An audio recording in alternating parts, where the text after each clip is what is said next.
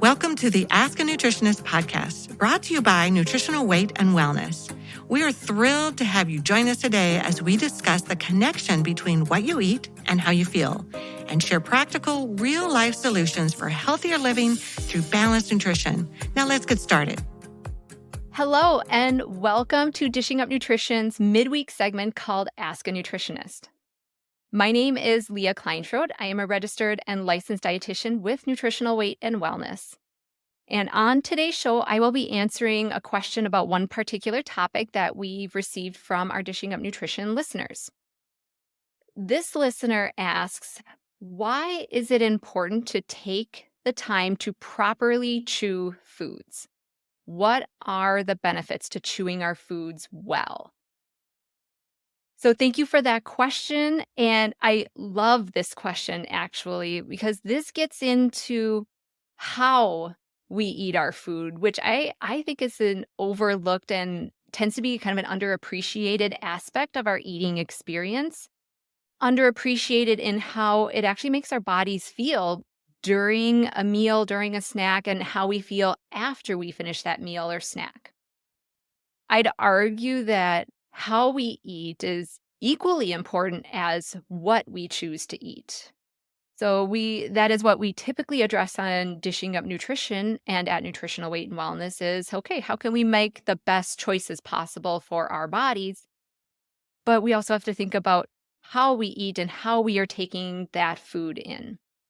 One kind of little side note, as I was putting together some thoughts on how to answer this question, I came across this term called eating hygiene, which I thought was just kind of an interesting term. We often hear about sleep hygiene. That was the first thing that came to my mind, which is just, what does our sleep environment look like? Do we sleep in a cool room? Is it dark? Do we have a face mask on? I mean, all sorts of things. Like, how do we cater our sleep environment to optimize our sleep? So we think about eating hygiene, I would say, along those same lines. Like, what does our eating environment look like to optimize our digestion, what we get out of our foods, and just how we feel in our interactions with food? So we think about, in terms of eating hygiene, like, how fast do you eat? Do you eat distracted a lot? So think about it. Do you eat a lot in front of the TV or in front of a computer or our phones or even reading a book or a newspaper or a magazine? Where do you eat a lot of your meals and a lot of your food? Do you eat on the go a lot? Do you eat standing up, kind of hunched over a bowl or a plate over the kitchen counter? Do you eat meals or snacks in the car often? I mean, so on and so forth.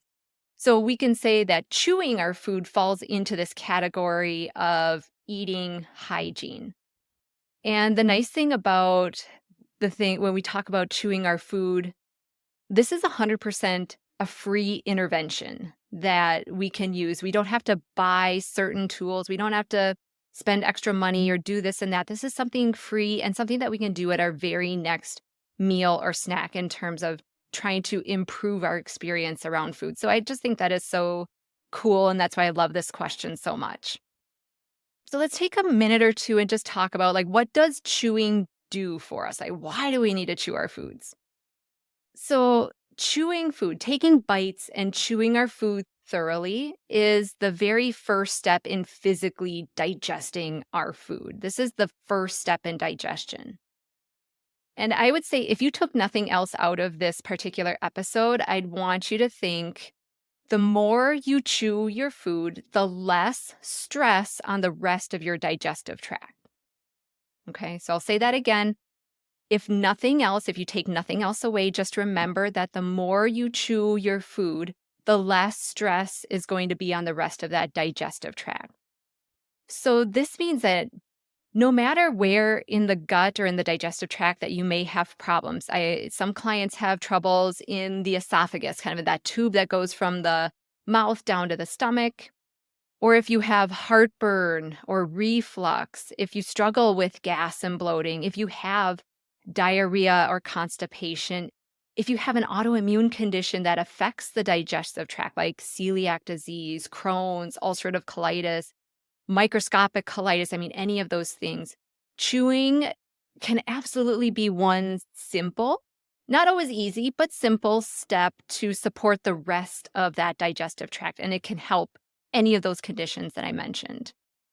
So, just to go a little further into that concept, the more you chew your food, the more surface area is available to the mouth, and that is available to be exposed to saliva and the digestive enzymes that are in your mouth. So, we do really start both the mechanical digestion, so that physical chewing of our food in the mouth, but saliva, our spit, also has some digestive enzymes in it, more so for carbohydrates than anything else, but it does have digestive enzymes in it. So we start some of that biochemical digestion in the mouth as well. So when we chew our food really well, and we'll talk about kind of what that definition of really well is, but the more we chew our food, the more surface area we're exposing that food to so that it can get exposed to saliva and digestive enzymes. So the more efficient digestion that we're going to have further down the pipe, and really the more nutrients that we're going to be able to get out of our food in general. So that's always a plus. Chewing food also sends signals to the rest of our gut, to the rest of our digestive tract, that food is coming.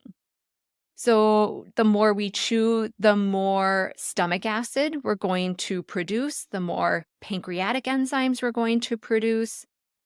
And this is all a good thing because this means that once that food arrives in the stomach or in that first part of the small intestine, these organs are already prepped and they're ready to hit the ground running with their digestive jobs when that food arrives. So they kind of get that message ahead of time that food is coming. They start doing their job, and then they're just able to do their job much more efficiently, which makes a lot of sense. I mean, most of us, I think, usually do a better job. Think at your own job. Do you do a better job when you have a heads up of what's coming down the line? Are you able to prep? Are you able to wrap your head around things or even kind of get some things ready for when that job really, really hits the fan? So not only does chewing, again, start some of these mechanical and biochemical processes, but it is really important, and I think most people have heard this part before, that when you chew really well, it slows you down. It forces you to take time with that snack or with that meal. And the longer you chew, the more time you have to register that, oh, yeah, I'm getting food, I'm getting nutrients, I'm getting energy. And really, overall, the less you're going to eat in the long run. And potentially, this has the potential to help with more weight loss. I came across one study as I was putting together some thoughts for this question that showed subjects who were in this particular study, and this was done in 2019, subjects who chewed their food 50 times versus 15 times took in fewer calories the more they chewed. So again, 50 times, chewing your food 50 times versus 15 times led to eating less overall. So again, for some of our clients who have those weight loss goals, again, this could be a free intervention or a free tool that you can use to help you along that journey. So why don't we chew our food well? I mean, what gets in the way? What are some of our barriers to this? So this was something I wanted to flesh out a little as well. For some people, there's mechanical or physical problems with their mouth, with their teeth, with their jaw that just might impact how well they're able to chew. Another thing that I came across as well that I didn't even really think about was people who tend to be more mouth breathers, or if you tend to be chronically congested in the nose, that can lead to issues with chewing or just kind of with that chewing process in general. Because when you chew your food and you're trying to breathe at the same time, doesn't necessarily work super well. So if you breathe through your nose, you are able to get some of that oxygen flowing a little bit better, and you're able to spend a little bit more time in that chewing mode versus I have to chew and I have to swallow so that I can breathe as soon as possible. We don't chew well when we're in a rush, when we're trying to get out the door for work in the morning, when we're trying to prep the kids to get where they need to go in the evenings.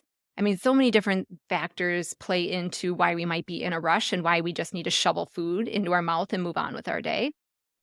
I mentioned being distracted. before. So we're not focused on chewing or focused on how we're eating our food when we are paying attention to the TV, watching the nightly news, looking at our phones, scrolling on Instagram or something like that. It can be a habit that some of us are just fast eaters. And one thing I was thinking about I've had some clients who have mentioned this before, when you're raised in a bigger family. So think like 8, 10 kids, something like that. If you weren't on time to the table, and if you wanted seconds or you wanted extra food in that meal and there were other mouths to feed, you might have had to eat really quickly just so that you made sure that you got enough food. So some of that might even go back a long time into childhood about, how fast am I eating and what was my eating environment like even as a kid or as a teenager or as a young adult. And the last one that I want to hit on that we talk a lot about actually at Nutritional Weight and Wellness is low blood sugar if you get overly hungry. So if you arrive to a meal, and we've all had this experience, when you arrive at a meal and you are starving, you're just ready to gnaw your arm off, you had to work through lunch or you missed your afternoon snack or something like that, and your blood sugar is low, you are much more likely to really dive into that food and just start that inhaling process versus sitting down, being calm, taking that food in and being calm and in control of your bites. So that is something, and we'll talk about that in just a minute too, as a solution if you are really trying to focus on chewing your food well, that blood sugar balance actually can be a big part of this. So as I mentioned, just changing your eating hygiene and changing how you chew your food. This is a free intervention. This is something that you can do, and it doesn't require extra equipment, extra anything. It just requires a little more intention and a little more mindfulness about how you're approaching your food. A couple of things to think about. If you know that you tend to be a really fast eater, if you know you have some of these digestive problems, or if it's just something that you want to start making more of a practice for yourself, these are a couple of thoughts or a couple of things that you can try. One thing that I heard a long time ago that actually resonated with me is we have 32 teeth in our mouth. So aim to chew your food at least 32 times before swallowing. So 32 times for 32 teeth. Count it out. I mean, it might feel weird. You might feel kind of silly doing it. Maybe you try it when you're just eating by yourself and not necessarily with other people or out to eat or with the family the first couple of times, but try it. Like chew 32 times every single time you're taking a bite. And really what we're aiming for is to grind that food down into like a baby food consistency. So if you think about like a puree type of thing almost, or just like very small bits, that's what we're aiming for. Another thing you can try is setting a timer for yourself. And again, that might seem silly or something that maybe you want to try by yourself first, but setting a timer for a meal and try to, if you know typically you're done with a meal in 8 to 10 minutes, set a timer for 20 minutes. And can you pace yourself over the course of that 20 minutes to really sit down, focus, relax, and see, can you draw out that meal and just spend more time with that food and with that meal, chewing that food really well. You can put your fork or your spoon down between each bite. So this kind of lends itself well into extending that meal. Can you put your utensils down every single time you take a bite? Can you take a breath or two every single time you take a bite? Can you just even sit back? A lot of us, we sit hunched over, kind of, pitched forward over our plate, over our food. But could you even just kind of relax and sit back and focus on chewing that food really well? Even before you sit down for a meal, I mentioned taking a breath before, even before you sit down for a meal, especially if you're kind of arriving to this meal, you just walked in the door and like everything went wrong at work that day, or there were demands as soon as you got home. If you're arriving to that meal in a really frazzled state already, what if you sat down and just took 5 deep breaths and recentered and refocused on that food in front of you? Like that brings you more out of that fight or flight type of mode and more into a rest and digest mode. So that in and of itself is going to have benefits for better digestion, and it'll allow you again to just kind of refocus, slow down and be able to chew that food much more efficiently. And then the blood sugar piece. So, coming back to blood sugar, again, we've talked a lot about this over the years at Dishing Up Nutrition and at Nutritional Weight and Wellness. But if you can avoid it, and no one's ever 100% all the time, but keeping your blood sugar balanced throughout the day so that you never arrive at a specific meal or at a specific snack famished, overly hungry, again, like ready to rip the fridge door off its hinges as soon as you walk in the door, that is going to allow you, kind of, again, goes back to that fight or flight mode versus rest and digest mode. It keeps you more present in your body. It keeps you more aware, and it keeps you more in control of your thoughts and of your actions when you have steady blood sugar and you have good blood flow to the brain and good energy to the brain, that you don't arrive to that meal overly hungry and just ready to dive in and just tear that meal apart. And this is especially important, I would say, too, when we think about, especially if that meal that you're looking forward to is, maybe it does have more processed carbs to it, or it is more of a refined food type of meal, or even if it's a meal that has some of your favorite foods on it, that anticipation and just wanting some of those things a little bit more will lead you to want to eat it faster and to not chew as much. And then you just don't get as many nutrients out of that experience. And you also kind of lend yourself to having some more digestive problems down the line as well. It seemed like a simple question, honestly, as I was answering this, but really we could go in depth into this particular topic of chewing well and eating well and having good eating hygiene. So hopefully there were some nice takeaways out of this particular topic, and that if nothing else, again, it gives you pause and gives you some food for thought about, what is that importance of actually sitting down, chewing your food well, and helping that digestive tract out. So I want to thank you all for listening to Dishing Up Nutrition's Ask a Nutritionist segment. And if you have a nutrition question you would like us to answer, we invite you to join our Dishing Up Nutrition Facebook community by searching Dishing Up Nutrition on Facebook. This is a private group. It's moderated by nutritional weight and wellness nutritionists and nutrition educators, and it provides our listeners with a safe and supportive community to ask questions, share ideas, and just get inspired. And once you're a member of the community, we invite you to join the conversation and share your one question or share your many questions with us. So please don't be shy. If you have a question, let us know. And we look forward to hearing from you.